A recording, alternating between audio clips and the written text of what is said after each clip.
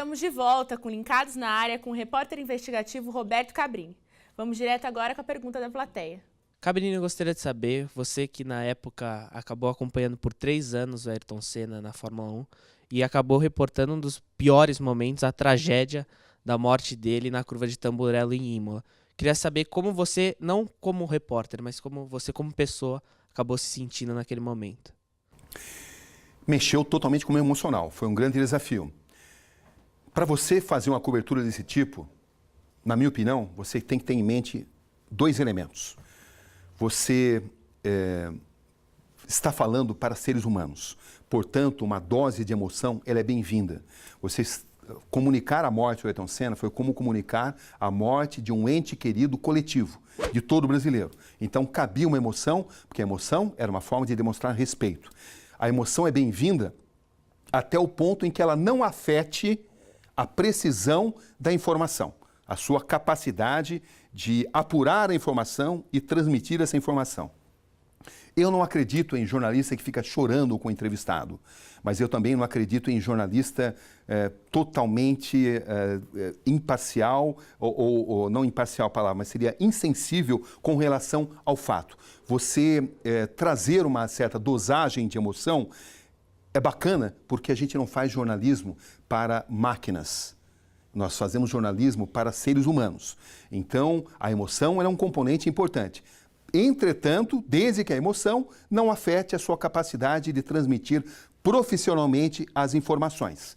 Nós temos que ter o nosso profissionalismo e o nosso comprometimento com a profissão, então a emoção não pode impedir que você exerça com rigor as necessidades básicas, os deveres básicos de um verdadeiro jornalista, que é o de transmitir a informação com rigor em relação aos fatos. Você acredita que as melhores matérias resultam das maiores tensões e adrenalinas? Não necessariamente. Muitas matérias resultam de tensão, de adrenalina. A adrenalina faz com que você aumente a sua concentração e pode se tornar também um vício. Tem pessoas que são viciadas em adrenalina. A adrenalina e a tensão, ela vale a pena quando ela for proporcionar uma matéria para a qual a sociedade necessite. O risco pelo risco, eu acho que é irrelevante. O risco ele vale a pena quando você está diante de um fato que vai beneficiar milhões de pessoas, que vai beneficiar uma sociedade. Aí vale a pena o risco. Então você precisa detectar se você não está apenas à procura da alimentação da sua necessidade de adrenalina ou se você está realmente à procura ou em busca de desvendar fatos que vão beneficiar pessoas cujos direitos não estão sendo respeitados. O Doce Veneno nos Campos do Senhor, reportagem exibida no programa Conexão Repórter em 2014, foi premiada pelo 3º Prêmio República de Valorização do Ministério Público Federal. Além disso, denunciou o aumento de 30% de câncer por conta das graves consequências dos usos de agrotóxicos no Brasil. Cabrini, como surgiu essa ideia de pauta? Olha, é o poder econômico em detrimento dos direitos básicos do cidadão. Evidentemente, os agrotóxicos eles fazem com que as plantações sejam muito mais rentáveis, mas eles muitas vezes ultrapassam os direitos que as pessoas têm de não serem contaminadas. É uma matéria difícil porque você está lidando contra um poder econômico muito grande. A indústria da agricultura no Brasil, o agronegócio é uma realidade, mas existe a maneira ética de se fazer o agronegócio e a maneira não ética de se realizar isso.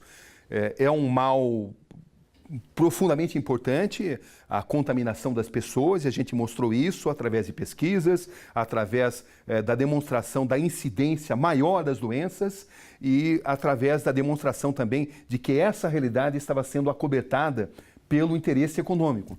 Então, tudo aquilo que afeta a coletividade pode e deve ser denunciado, mesmo que isso implique em enfrentar grandes grupos econômicos. E esse é o caso dessa matéria que denunciou o poder dos agrotóxicos em relação ao direito de saúde do cidadão comum.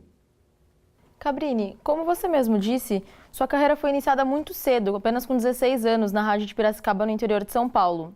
Inclusive, as pesquisas apontam que você foi o repórter mais jovem do Brasil.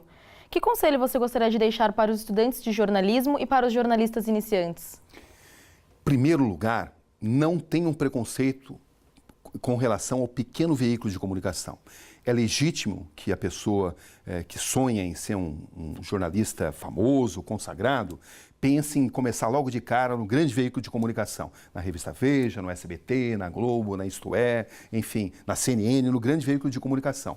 Mas as pessoas se esquecem que é no pequeno veículo, na pequena rádio, no pequeno blog, no pequeno jornal, que você pode errar, que você pode se aperfeiçoar, que você pode descobrir, identificar o seu talento, tatear caminhos. Então, a experiência no pequeno veículo de comunicação é imprescindível. Além disso, eu diria que o jornalismo depende principalmente de 3 pilares. Inquietação, depende da sua humildade e depende da sua iniciativa. Jornalista sem humildade, sem inquietação e sem iniciativa, ele tem que mudar de profissão. Com uma carreira consolidada, existe alguma área ou função em que você ainda queira atuar? Olha, eu me sinto totalmente realizado como jornalista. Eu diria para você que eu consigo manter hoje o mesmo entusiasmo que eu tive quando eu entrei pela primeira vez numa pequena rádio no interior. Porque a melhor matéria vai ser sempre a próxima. Toda nova matéria oferece um novo desafio. É como um oxigênio. E isso nunca vai deixar de existir. Eu acho que eu vou ser daqueles caras que vai estar com bengalinha de 90 anos e vai estar entusiasmado com a matéria. Porque cada nova matéria é um novo desafio, é uma nova projeção da realidade que você precisa vencer. É uma missão que você precisa realizar. Então, eu me sinto privilegiado de ser um contador de história. Contador de história é uma honra porque, através das histórias bem contadas, você muda para melhor os destinos da humanidade. Cabrini, temos nossa última pergunta do Twitter para você. A @NathArrimados quer saber, o que você faz por não estar diante das câmeras? Olha, quando eu não estou diante das câmeras, eu penso em novas matérias. Eu sou jornalista 24 horas, eu estou conversando, eu estou jogando tênis, de repente algo me inspira uma reportagem. Eu nunca deixo de pensar em jornalismo. Isso é algo ruim, ao mesmo tempo é algo maravilhoso. É o meu oxigênio. Eu gosto de contar histórias e as grandes histórias, elas vêm do nada. Uma conversa contigo, uma conversa trivial, do nada a ver, surge uma ideia. Então, a gente nunca desliga as turbinas. Estamos sempre pensando em novas matérias e, às vezes, as novas matérias podem ser de assuntos que você já abordou, só que com um ângulo diferente, uma nova visão, um novo olhar. Essa é a beleza do jornalismo. Sempre existe uma nova história, sempre existe um novo ângulo de uma história já contada. Isso é sensacional. Termina aqui o Linkados na Área com o repórter investigativo Roberto Cabrini. Cabrini, muito obrigada pela presença, foi um prazer recebê-lo. Muito obrigada, Cabrini. Muito obrigado. Eu que agradeço e espero encontrá-los na próxima esquina, na próxima reportagem. Para assistir novamente a esta e a outras entrevistas, acesse o portal de alunos de jornalismo da SPM São Paulo ou o canal do Linkados na Área no YouTube.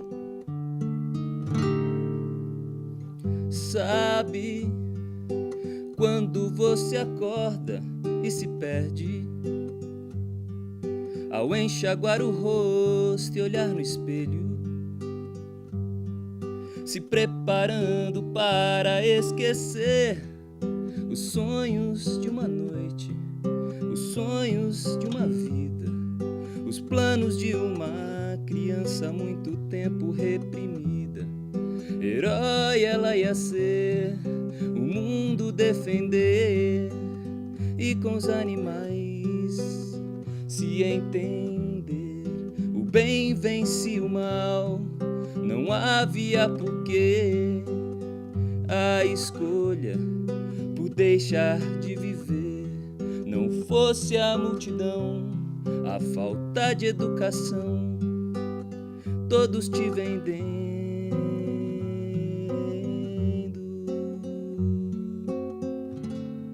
um mundo de ilusão.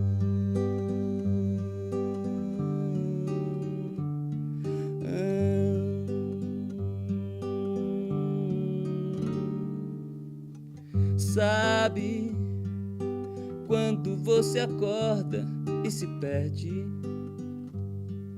em meio aos lençóis que ainda cobrem.